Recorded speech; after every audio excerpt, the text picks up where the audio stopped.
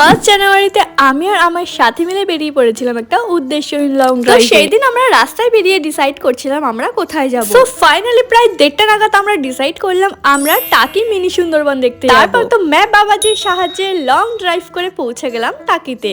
আমরা না এই আই লাভ টাকি লেখা এই জায়গাটাতে দাঁড়াইনি, কারণ সবাই বলছিল যে মিনি সুন্দরবন নাকি 4টের দিকে বন্ধ করে দেবে। এর আগে আমি মিনি সুন্দরবনের অনেক ভিডিও দেখেছি, ভাবতাম যে মিনি সুন্দরবন হয়তো কাছে, কিন্তু একদমই না, টাকি থেকে বেশ অনেকটা। তারপরে তো মিনি সুন্দরবনে ঢোকার আগে একটা গ্যারেজে বাইকটা রেখে আবারও আমরা ভ্যানে করে চলে গেছিলাম মিনি সুন্দরবনের দিকে। তোমরা যদি কখনো টাকিতে যাও তো এই পায়ে টানা ভ্যানওয়ালা কাকুটাকে তোমরা দেখতে পাবে, তো এনার ভ্যানে অবশ্যই করে উঠো। উনি আমাদের কাছে বেশ কয়েকটা কথা শেয়ার করছিল, তাতে আমরা বুঝতে পারি যে ওনাকে নিরীহ পেয়ে বেশ অনেকেই ঠকায়। আর টাকি মিনি সুন্দরবনে ঢুকতে গেলে সবার ফার্স্ট যেটা লাগবে তোমার বা তোমার সাথে যে আছে তার একটা আইডেন্টি প্রুফ। আর মিনি সুন্দরবনের প্রবেশ মূল্য ছিল পার হেড মাত্র 10 টাকা। তারপর তো মিনি সুন্দরবনে ঢোকার পর আমি বুঝতে পারলাম ওই জায়গাটাকে মিনি সুন্দরবন কেন নাম দেওয়া হয়েছে। সুন্দরবনের মতন এখানেও গোলপাতা ফরেস্টের জন্য এই জায়গাটার নাম হয়েছে মিনি সুন্দরবন। তারপরে একদম ভেতরে যাওয়াতে দেখতে পারলাম যে সবাই মিলে ভিড় করে একটা জায়গাতে নদীর এপার থেকে ওই পারে মন দিয়ে দেখছিল।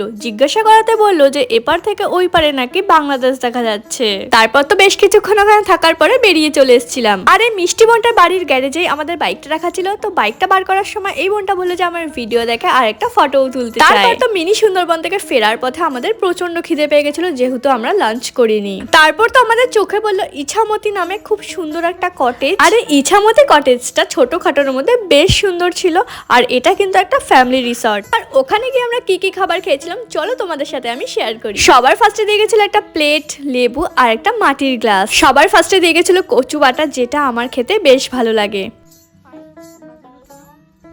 নেক্সট যেটা দিয়ে গেছিল সেটা তো প্রত্যেকটা থালিতেই থাকে, ডাল আর ঝুরঝুরে আলু ভাজা। তারপরে দিয়ে গেছিল ফুলকপির রোস্ট। আর কটেজটার লোকেরা বলেছিল ইলিশটা নাকি ওদের ওখানে বেশ ভালো পাওয়া যায়, তাই আমরা একটা ইলিশ থালি আর একটা চিকেন থালি অর্ডার করেছিলাম। আমি তো ভেবেছিলাম কেমন না কেমন ইলিশটা হবে, না বেশ অনেকটাই বড় ছিল ইলিশ মাছটা, আর খেতেও বেশ ভালো ছিল। আমি ইলিশ মাছের খুব একটা বড় ভক্ত নই, তাই আমি শুধুমাত্র একটু টেস্ট করেছিলাম। আর চিকেনটা না মাটির হাঁড়িতে দিয়ে গেছিল, যেটা দেখতে বেশ ভালো লাগছিল। আর চিকেনটাও না দারুণ রান্না হয়েছিল, সত্যি কথা বলতে খাবার দাবার প্রত্যেকটা ভালো ছিল। আর শেষ পাতে তো চাটনি, পাঁপড় আর মিষ্টিও দিয়ে গেছিল। এই দিন না আমাদের ঠিক মতন ঘোরা হয়নি, তো ইচ্ছা আছে আরো একবার যাওয়ার। এই ছিল আমাদের টাকি ভ্রমণের গল্প।